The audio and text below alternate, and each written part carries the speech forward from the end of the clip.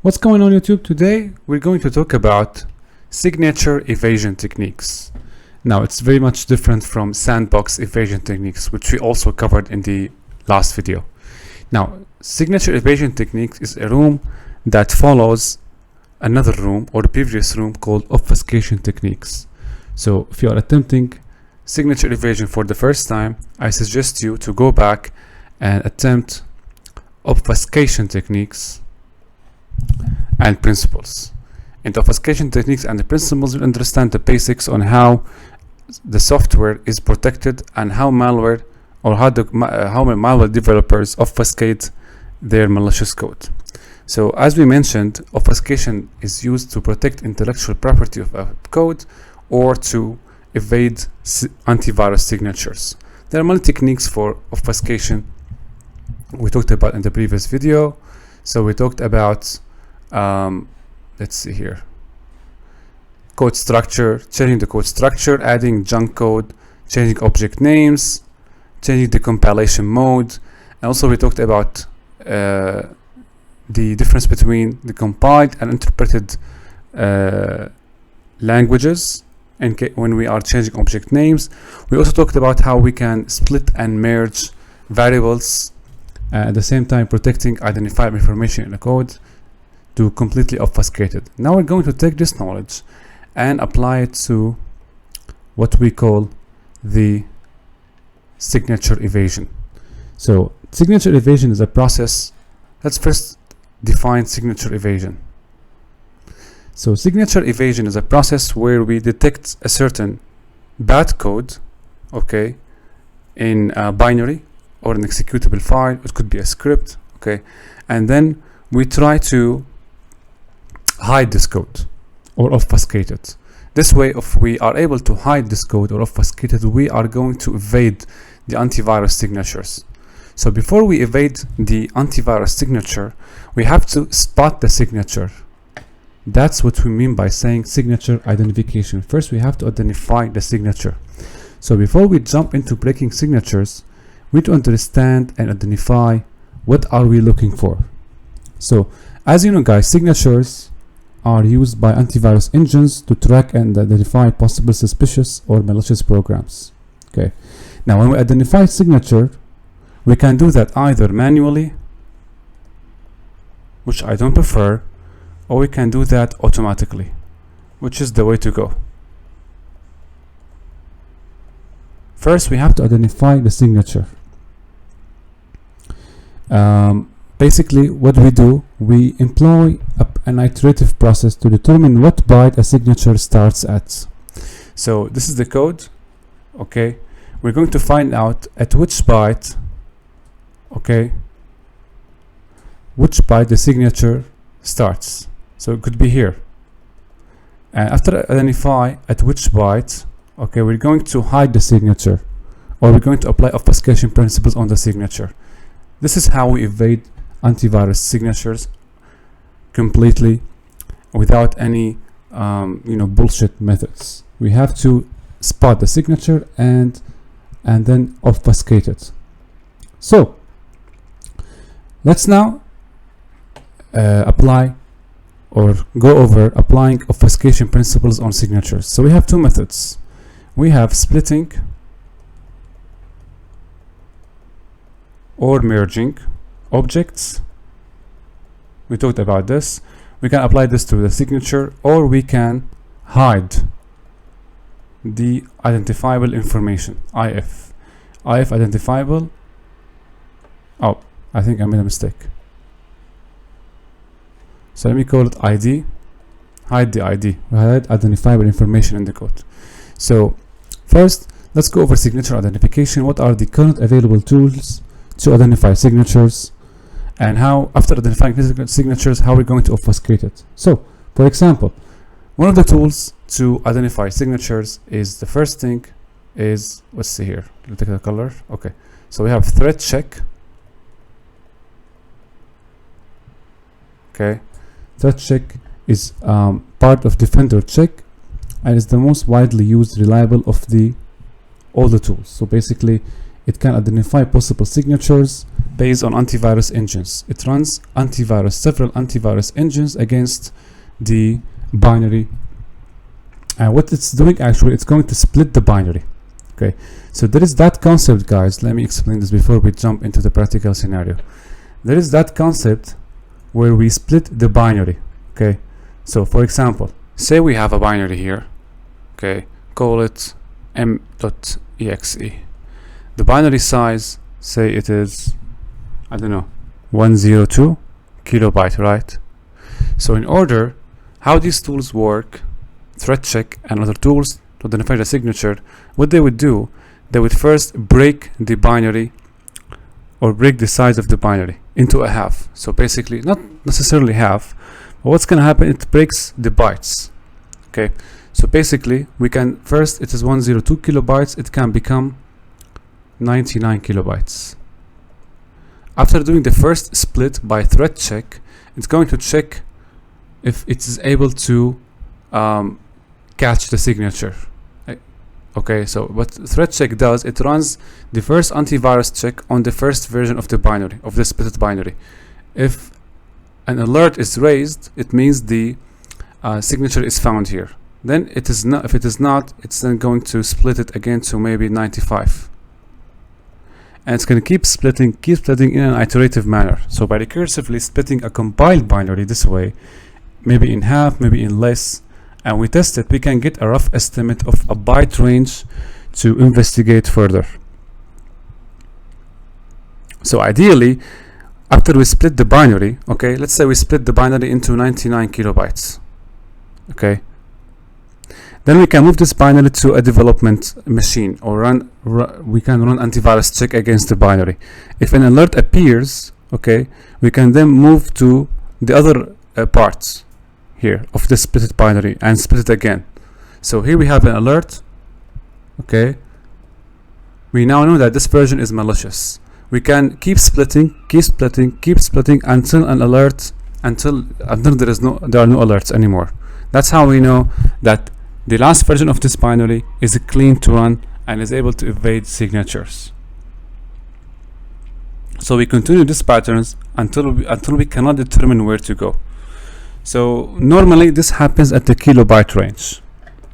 Once we have reached the point at which we can no longer accurately split the binary, what we can use some hex editor and edit on the signature, or be able to view the signature. Okay, so the first step is we split the binary, we run antivirus checks on the splitted versions until we cannot split anymore. Once we cannot split anymore, we look at the signature of the binary in the hex editor and we locate the signature. That's the manual method.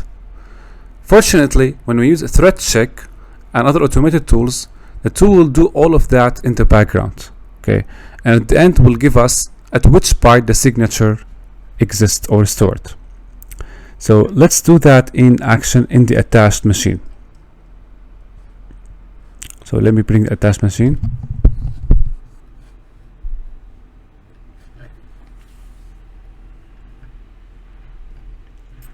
Okay, so let's run first the command line, command prompt.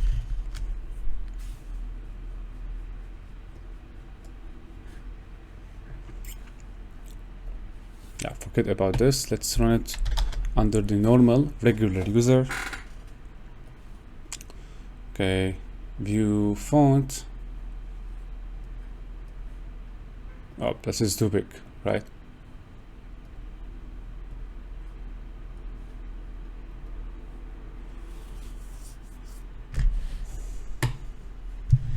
Okay, so right now let's go to tools, cd desktop, cd tools.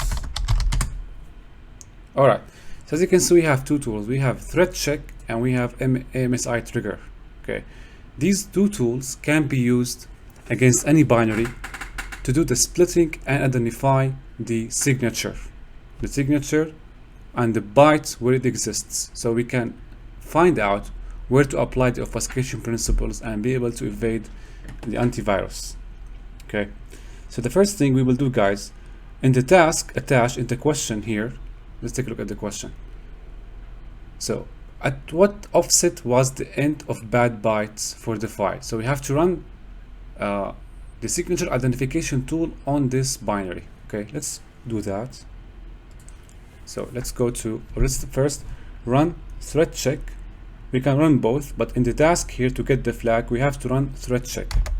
The thread check, okay, -f, and then we're going to attach or append the file path, or the path of the file.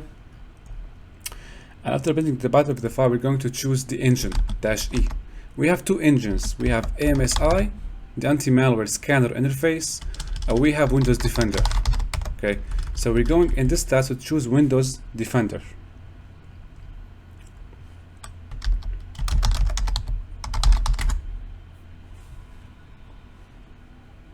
As you can see now, it is testing 36,901 bytes. And now, going down the road, it's going to split the binary. As you can see now, there is an alert to Windows Defender. Let's see.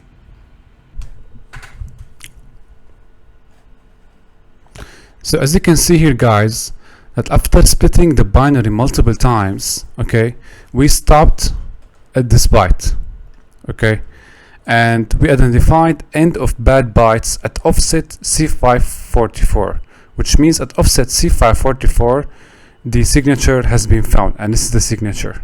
Okay, now, so what we're going to do normally in a regular case, we're going to take the splitted binary, okay, at this byte, and we're going to obfuscate the signature, or maybe remove it altogether if that won't affect the functionality of the binary.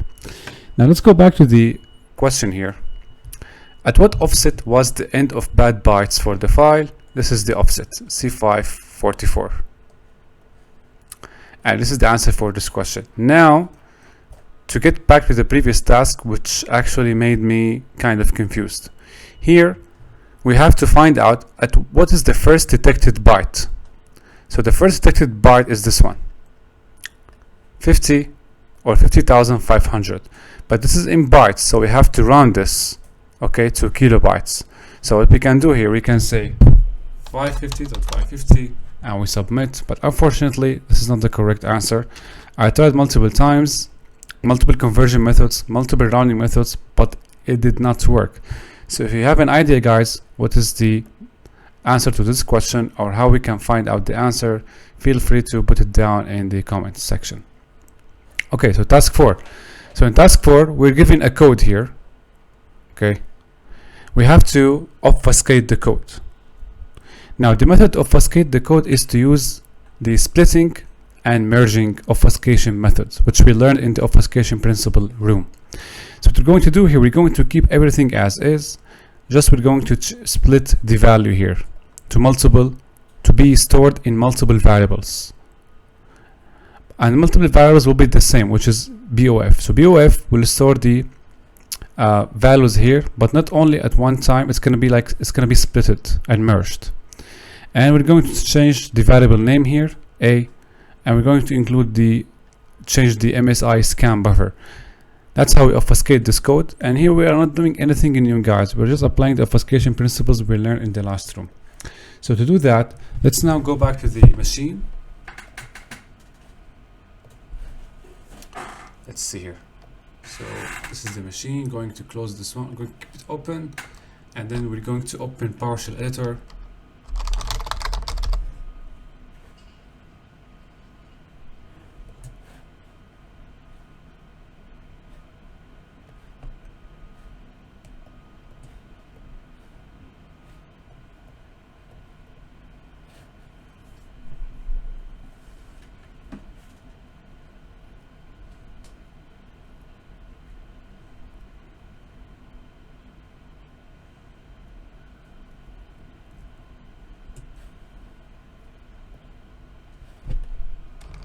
We paste the code, and this is the code here. So this is the piece that we're going to change. We're going to split the values. So let's do that. So first, let's open a new line here and write the name of the variable BOF, and say we have a new object,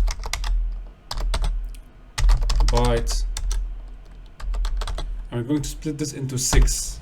Okay, 6 variables. So first one, BOF index 0,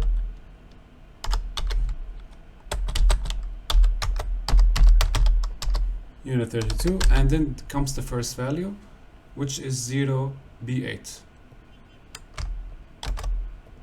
That's the first value, and then we go on with the rest of the indexes. So it's 1 equals to the next one, next byte here, and index 3 will correspond to the third byte, which equals to 0, 0 here. So, and then we go on, or no need to write this yourself manually, you can just copy that and write the third index, happens to be 0, 7 here.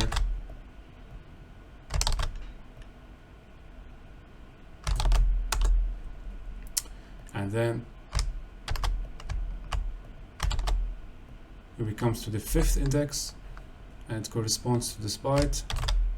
As you can see, we are splitting, guys. We're doing some splitting and merging.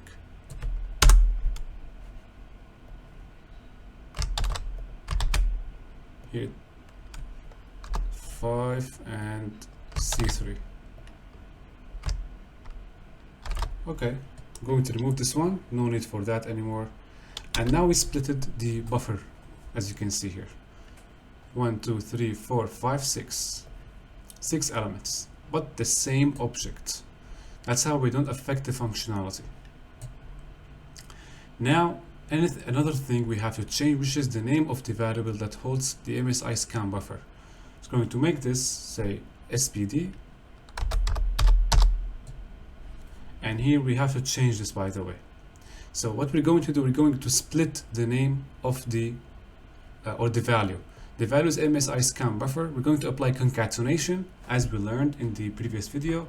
So MSI state, say we have ended at this position, and we can add plus, and we can add another double quote here. As you can see, we splitted the value. Okay, so I applied splitting and concatenation to the value of this variable. We changed the object name, and we split also the buffer. So that's what all needs to be done here. Okay, I'm going to save this into challenge 8. So the challenge is challenge, let's see, challenge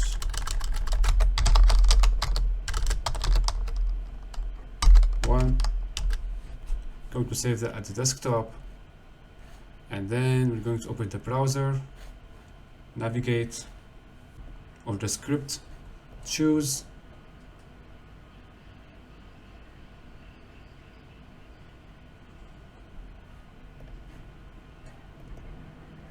upload. If all goes well, we should receive the flag. If all don't go well, we will not receive the flag. It seems like the flag won't appear. Let's see, let's wait.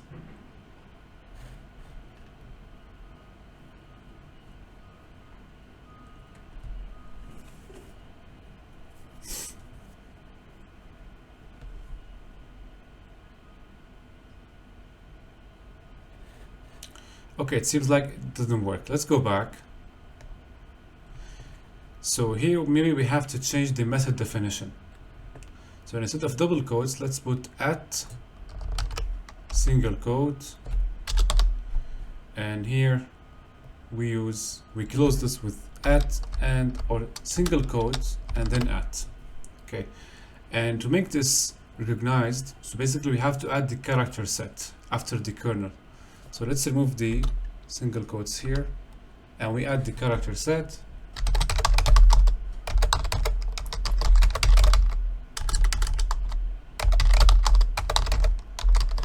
ANSI,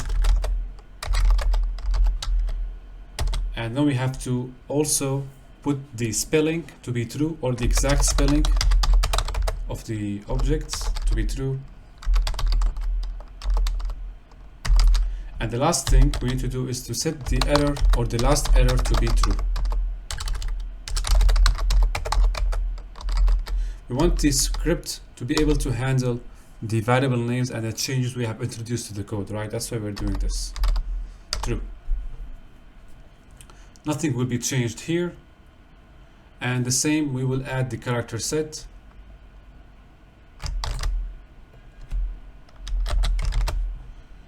Remove this.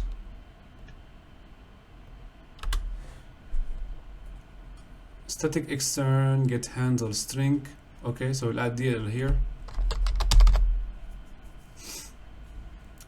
And the last one, no need to change.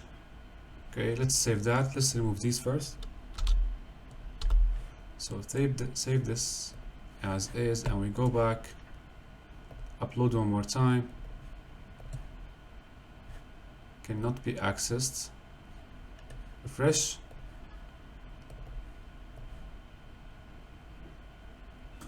Let's see here. Hopefully it will work.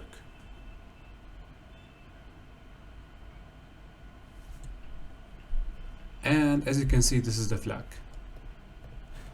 So the flag, we take the flag and we paste it here. That's for task 4. Now for task 2, guys, if you have the answer or how to find it, just put that in the video description to help others complete the room. That was for the signature evasion, the first 4 tasks. We went through how to identify the signature, how to obfuscate it, and the next upcoming videos we're going to complete all of the tasks to completely learn how to evade signatures and how to do the obfuscation. Many people talk about antivirus evasion. That's how it works, guys. We have first to identify the signature and apply obfuscation principles. Thank you for watching.